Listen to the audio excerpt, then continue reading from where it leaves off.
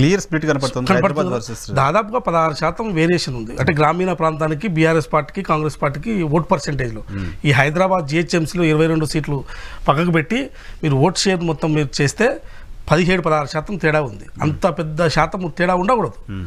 అంటే నిజమైన అంటే నేను హైదరాబాద్లో ఉన్న తెలంగాణ కాదు, ఇక్కడ మల్టీ పీపుల్ ఉంటారు ఇక్కడ హైదరాబాద్లో, కానీ మిగతా గ్రామీణ ప్రాంతం అంతా తెలంగాణ. సో వాళ్ళందరూ కూడా ఇలా ప్రభుత్వం వద్దనుకున్నారు. కానీ ఒక జయప్రకాష్ నారాయణ లాంటి వాళ్ళు ఆహా ఊహా అని ప్రభుత్వాన్ని పోయిన కథలు అయితే ఉన్నాయి. కానీ తర్వాత తర్వాత ప్రభుత్వం పోయిన తర్వాత ఈ ప్రభుత్వం పోవడానికి కారణాలు ఏందని అని కొంతమంది క్వశ్చన్స్ అడితే దానికి కూడా డిఫరెంట్గా చెప్పింది సమాధానం.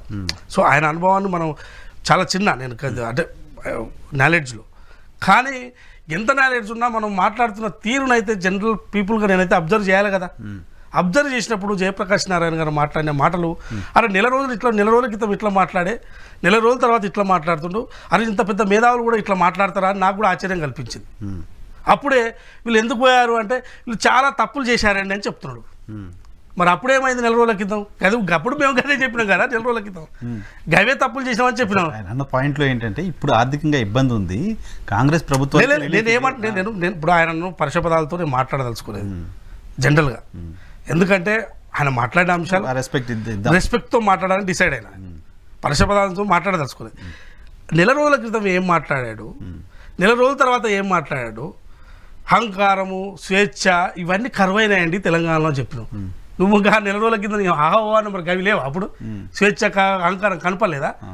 గదే మేం చెప్పింది. అందుకోసమే నేను ఎంత మేధావులైనా ఎవరైనా ఏదైనా కానీ ఉన్నది మాట్లాడండి. ఇప్పుడు నేను మాట్లాడుతున్నాను కాంగ్రెస్ ప్రభుత్వం, ఇప్పుడు ఇది ఈ 40 రోజులు అయితే అద్భుతంగా ఉంది. భవిష్యత్తులో ఎట్లుంటుందో తెలియదు నాకు. భవిష్యత్తులో ఉండాలని కోరుకుంటున్నా అని చెప్తున్నాను నేను. భవిష్యత్తులో కోరుకోవడం లేకపోతే ప్రశ్నించాలి కూడా, డెఫినెట్గా ప్రశ్నిస్తాం. జనరల్గా నేను ఏమన్నా ఉండాలని కోరుకుంటున్నాం. కానీ ఈ 45 రోజుల్లో ఏ మాటకు ఆ మాట చెప్పాలి. క్యాబినెట్ మంత్రులందరూ కూడా స్వేచ్ఛగా, అది డెఫినెట్ కనపడుతుంది, నేను కూడా ఒప్పుకుంటా. మొత్తం క్యాబినెట్ అందరూ పనిచేస్తున్నారు, కలెక్టివ్ కనపడుతున్నది. ఏ శాఖలు స్వేచ్ఛగా ప్రజాస్వామ్యబద్ధంగా సమీక్షలు చేస్తున్నారు, నిర్ణయాలు తీసుకుంటున్నారు. మరి బీఆర్ఎస్ ప్రభుత్వంలో అట్లా కనపడదా? ఎవరు రివ్యూలు చేస్తున్నారు, ఏం జరుగుతుంది, ఏడ రివ్యూ జరుగుతుంది, ఏడ నోట్ వస్తుంది, ఎట్లా చూడాలి అర్థం కాని పరిస్థితి. మరి ఇవన్నీ జయప్రకాష్ నారాయణ కనపడలేదా? పార్టీ సెంట్రిక్ జయప్రకాష్ నారాయణ గారికి ఇవన్నీ కనపడలేదా అని అడుగుతున్నా. సో ఇవన్నీ ఉన్నాయి.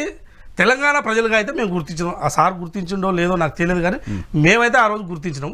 ఇవాళ క్యాబినెట్లో ఉన్న మంత్రులందరూ కూడా చాలా సమీక్షలు చేస్తున్నారు, వాళ్ళ రెస్పాన్సిబిలిటీగా వాళ్ళు పనిచేస్తున్నారు. వాళ్ళని చూస్తుంటే నిజంగా కూడా అట్లా పనిచేసినప్పుడు ముఖ్యమంత్రికి కూడా బర్డెన్ ఉండదు. ఏ శాఖ శాఖ పని చేసుకుంటూ చేసే అవకాశం కల్పించాలి. కాంగ్రెస్లో ఆ అవకాశం ఉంటుంది, ఆ ప్రజాస్వామ్యం ఉంటుంది. అది ఉన్నప్పుడే కదా ఇప్పుడు అందరూ అన్ని శాఖల దగ్గరికి ఏదైనా అవసరాలు ఉంటే వెళ్ళి దాన్ని పరిష్కరించుకోవడానికి అవకాశం ఉంటుంది. సో ఇవాళ కాంగ్రెస్లో ఆ స్వేచ్ఛ కనపడుతున్నది. కాంగ్రెస్ పార్టీలో ఉంది, సరే పార్టీలో కూడా స్వేచ్ఛ ఉన్నది. వాళ్ళ పార్టీలో స్వేచ్ఛ మనకు స్పష్టంగా కనపడుతుంది. మీరు అన్నట్టుగా యాక్సెస్ ఉంది, ఎవరి దగ్గరైనా పోయి కలిసి యాక్సెస్ డెఫినెట్గా ఇప్పుడు దొరుకుతుంది. బట్ రీజనల్ పార్టీలు వేరుగా ఉంటే జాతీయ పార్టీ వేరుగా ఉంటుంది. ఆ కంపారిజన్ కూడా మనకి ఇక్కడ క్లియర్ కనపడుతుంది. పాయింట్ ఏంటంటే ఇప్పుడున్న బడ్జెట్ అప్పుల పాలైపోయి ఖాళీ ఖజానా మాకు ఇచ్చారు అని ప్రభుత్వం చెప్తున్న క్రమంలో మళ్ళీ పథకాల అమలు కోసం మళ్ళీ విపరీతంగా అప్పులు చేయాల్సిన పరిస్థితి వస్తే అల్టిమేట్గా తెలంగాణ మంచి కోరుకుంటున్న వాళ్ళుగా మనమంతా ఆలోచన చేయాల్సింది ఈ పడే నష్టం, ఈ పడే బర్డెన్ని ఎలా బేర్ చేయాలి అని. ఇప్పుడు ప్రజలకు ఇచ్చేదాన్ని ఏది కూడా మనం బర్డెన్గా భావించకూడదు. సో చాలామంది ఇప్పుడు మీరు అన్న ఇంత పెద్ద మనిషి ఆయన పదే తీసుకోవద్దు అనుకున్నా, కానీ ఆయన పదే ఎప్పుడెక్కడ మాట్లాడినా కానీ ఈ ఉచిత పథకాలు, ఈ సంక్షేమ పథకాలు ఇవన్నీ బాగుండదు అనే విధంగానే మాట్లాడుతున్నారు. డెవలప్మెంట్ ఉండాలి, బ్యాలెన్స్ ఉండాలి. వాళ్ళ బ్యూరోక్రాట్స్ అధికారులుగా పనిచేసిన వాళ్ళందరూ కూడా అట్లనే మాట్లాడుతారు. పొలిటీషియన్స్ పర్సెప్షన్ వేరే ఉంటుంది, జనరల్గా జర్నలిస్టుల పర్సెప్షన్ వేరే ఉంటుంది, వాళ్ళ అధికారుల పర్సెప్షన్ వేరే ఉంటుంది. వాళ్ళ పర్సెప్షన్ అట్లనే ఉంటుందేమో అనుకుంటారు. ఎందుకంటే చాలా మంది కూడా అట్లే చెప్తారు, ఎకనామిక్స్లు కూడా అదే చెప్తుంటారు. కానీ ఇవాళ నేను ఏమంటున్నా అంటే ఒక వ్యక్తి దగ్గర, అంటే నేను జనరల్ నాలెడ్జ్తో చెప్తున్నా, ఒక వ్యక్తికి కొనుగోలు శక్తి లేనప్పుడు అభివృద్ధి ఎట్లా అవుతుంది? అది సింపుల్గా మనం ఆలోచించాలి. ఒక వ్యక్తికి మనం కొనుగోలు శక్తిని ఇవ్వగలిగినప్పుడే అభివృద్ధి సూచిక మనకు అక్కడ కనపడుతుంది. అప్పుడే ఆదాయం వస్తుంది. వచ్చిన ఫలాలు, వచ్చిన ఆదాయాన్ని అందరికి ఖర్చు పెడతారు. అప్పుడు ఆదాయం మళ్ళీ వస్తుంది. అంటే ఆ ఆదాయంతో ఏదో ఒకటి నీకు సంపాదన కలిగే విధంగా చేయాలి. ఇప్పుడు ఓల్డ్ ఏజ్ పెన్షన్స్ ఉన్నాయి. ఇప్పుడు ఓల్డ్ ఏజ్ పెన్షన్స్ ఇవ్వద్దని అంటారా? ఇవ్వాల్సిందే కదా, ఇవ్వాలి కదా.